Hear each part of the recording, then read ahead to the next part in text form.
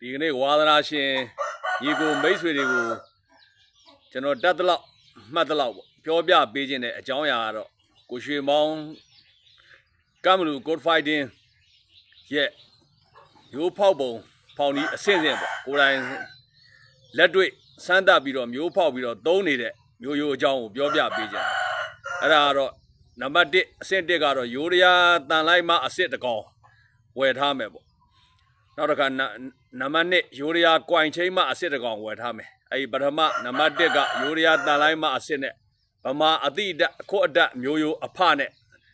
မျိုးဖောက်မယ်နောက်တစ်ခါရိုးရကွိုင်ချင်းအစစ်မှနဲ့ဗမာအတိအအခွတ်အတမျိုးရိုးအဖနဲ့ဖောက်မယ်အဲ့ဒီ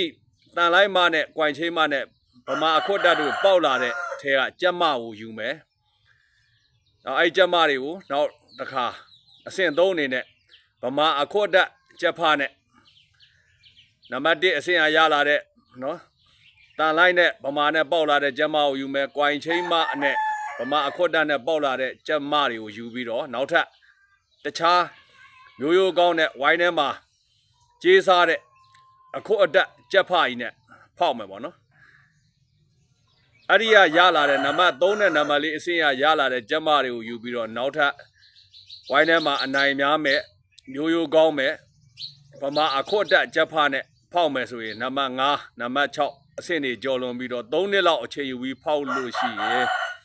မျိုးရိုးကောင်းနဲ့ဝိုင်းထဲမှာဝိုင်းကြီးအစစ်မီတဲ့ကြက်ဖတွေပေါ်ထွန်းလာမှာဖြစ်ပါတယ်တိုက်ကြက်ဖတွေပေါ်ထွန်းလာမှာဖြစ်ပါတယ်ဗမာအတိအအခွတ်တက်မျိုးရိုးရဲ့အတိညာ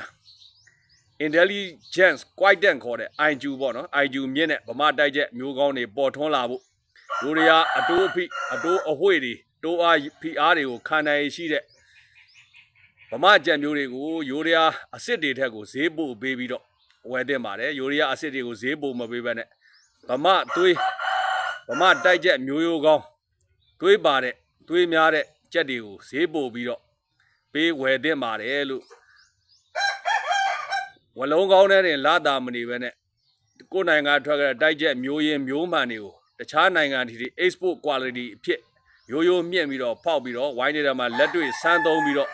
ရောင်းချနိုင်အောင်ကြိုးစားကြပါလို့ကျက်သမားဝါသနာရှင်ညီကိုတွေကိုကျွန်တော်အကြံပြုတိုက်တွန်းလိုက်ရပါတယ်ဒါကျွန်တော်တူတယောက်တည်းရဲ့အမြင်သာဖြစ်ပါတယ်ခင်ဗျအားလုံးပဲမင်္ဂလာပါကျွန်တော် channel လေးကိုလည်း like and subscribe like and share ပေါ့ Facebook ပေါ်မှာများများလေး share ပေးကြပါလို့တောင်းဆိုပါရသည်